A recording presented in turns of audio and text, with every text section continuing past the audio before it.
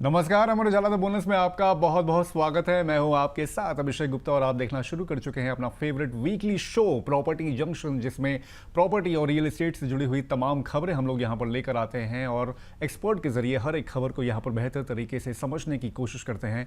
आज भी वो क्रम, आज भी वो सिलसिला जो है वो जारी रहेगा और तमाम खबरों का विश्लेषण करने के लिए हमारे साथ जुड़ रहे हैं बेहद खास मेहमान, होमविंड्स के फाउंडर प्रदीप मिश्रा। सर, आपका बहुत बहुत स्वागत है आज के शो में। शुक्रिया शुक्रिया अभिषेक जी। चलिए शो शुरू करते हैं। उससे पहले देख लेते हैं कि ऑन द शो में यानी कि ओटीएस में कौन कौन सी खबरें हैं जो आज हम लोग अपने शो में शामिल कर रहे हैं। तो सबसे पहले बात करेंगे, घर खरीदारों को क्यों मिलेगा आखिर ब्याज।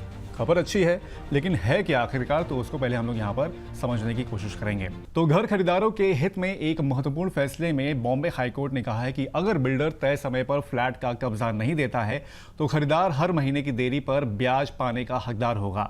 अदालत ने यहाँ पर क्लियर किया है कि रेरा कानून के तहत अगर खरीदार परियोजना से बाहर नहीं निकलता और कब्जे का इंतजार करता है तो बिल्डर को वास्तविक कब्जा मिलने तक देरी के प्रत्येक महीने का ब्याज यहाँ पर चुकाना होगा।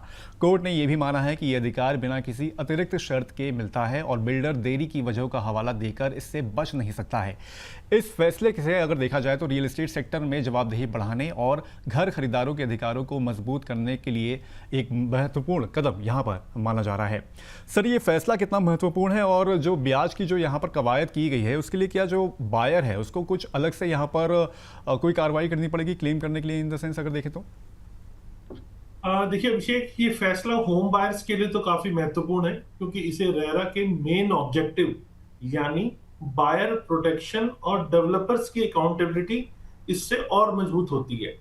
यहाँ कोर्ट ने ये साफ कहा है कि बिल्डर कमिटेड टाइमलाइन पर अगर पोजीशन नहीं देता और बायर प्रोजेक्ट में बना हुआ है तो उसे एक्चुअल पोजीशन मिलने तक हर महीने डिले पर इंटरेस्ट देना होगा। अब इसको रियल एस्टेट प्रोस्पेक्टिव से देखते हैं। इससे बिल्डर पर टाइमली डिलीवरी का प्रेशर बढ़ेगा, बायर को फाइनेंशियल कहीं हद तक रिलीफ तो मिलेगा क्योंकि इसके दौरान, डिले के दौरान उसे ईएमआई और रेंट दोनों मैनेज करने पड़ रहे हैं, तो उससे एक फाइनेंशियल बेनिफिट मिलेगा। मार्केट में मेरे को लगता है इससे ट्रांसपेरेंसी और अकाउंटेबिलिटी बढ़ेगी और रेरा फ्रेमवर्क पर बायर्स का ट्रस्ट जो इतने लंबे अरसे से रेरा आने के बाद धीरे धीरे मजबूत हुआ है, तो ये उसमें एक और कड़ी साबित होगा। लेकिन ये सिर्फ एक लीगल जजमेंट नहीं है, बल्कि रियल एस्टेट सेक्टर में मेरे को लगता है इससे डिसिप्लिन और कमिटमेंट और मजबूत होता हुआ मुझे नजर आ रहा है। तो ये अच्छा फैसला बायर के हक का फैसला है। बायर के हक का फैसला साफ तौर पर यहाँ पर दिख रहा है। लेकिन सर, अगर मौजूदा फ्रेमवर्क को देखें, इस फैसले के पीछे क्या लग रहा है कि अभी मौजूदा फ्रेमवर्क क्या है, मौजूदा जो व्यवस्था बनी हुई है अभी वो क्या चल रही है? देखिए, असल में ये राइट पहले से ही रेरा एक्ट में अवेलेबल है, कोई नई चीज नहीं हुई है। अगर बिल्डर प्रॉमिस डेट तक पोजीशन नहीं दे रहा है तो बायर के पास दो ऑप्शन होते हैं। पहला ऑप्शन है प्रोजेक्ट से एग्जिट करे, रिफंड और इंटरेस्ट क्लेम कर ले।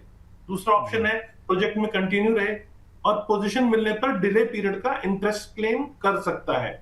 यानी लॉ पहले से बायर को प्रोटेक्शन दे रहा है, लेकिन कई मामलों में इंटरप्रिटेशन को लेकर थोड़ी सी कंफ्यूजन कई बार हो जाती है। तो इस जजमेंट से उस पोजीशन को और क्लियर किया गया है और मार्केट प्रोस्पेक्टिव से देखें तो रेरा आने के बाद बायर पहले से ज्यादा अवेयर हुए हैं और डेवलपर्स की अकाउंटेबिलिटी धीरे धीरे बढ़ी है। वो बात और है कि डेवलपर्स ने उसके बावजूद भी रास्ते ढूंढ लिए हैं, लेकिन जो साफ नियत से काम करना चाह रहे हैं वहां डेवलपर्स ने अकाउंटेबिलिटी अपनी समझी है और मार्केट में अच्छे से रिएक्ट भी कर रहे हैं। लेकिन सर, इनकेस अगर देरी की वजह में अगर दो तीन चीज़ें अगर हम लोग देख लें, जैसे कानूनी, सरकारी कानूनी कोई देरी अगर हो गई या फिर मान लीजिए कोई विवाद हो गया, कानूनी विवाद हो गया, वो जो कि रियल में अगर है, तब भी क्या इस सिचुएशन में बिल्डर जो है वो लायबल होगा यहाँ पर इंटरेस्ट देने के लिए? देखिए, लेकिन देरी हो रही है तो कोर्ट ने स्पष्ट कहा है कि अगर पोजीशन में डिले हुआ तो बायर को इंटरेस्ट पाने के लिए राइट ऑटोमेटिकली बनता है। बिल्डर सिर्फ डिले के रीजन बताकर अपनी लायबिलिटी से नहीं बच सकता। शॉर्ट टर्म की बात करें तो बिल्डर टाइमलाइन को लेकर ज्यादा कॉशियस रह सकते हैं। एग्रीमेंट में आपने जैसे देखा है आजकल कि 3 साल 4 साल की जगह 5 साल 6 साल 7 साल एग्रीमेंट में पहले से टाइम लिखने लगे हैं, तो बायर उस टाइम तक के लिए मेंटली रेडी पहले से होने लगा है। ये बिल्डर्स ने, मैं कहूंगा, एक जुगाड़ ढूंढा है। दूसरा, मेरे को लगता है बायर्स अपने राइट्स को लेकर अब ज्यादा कॉन्फिडेंट होंगे। उन्हें पता होगा इतना टाइमलाइन है, मुझे इस टाइमलाइन में के हिसाब से ही पोजीशन मिलेगा।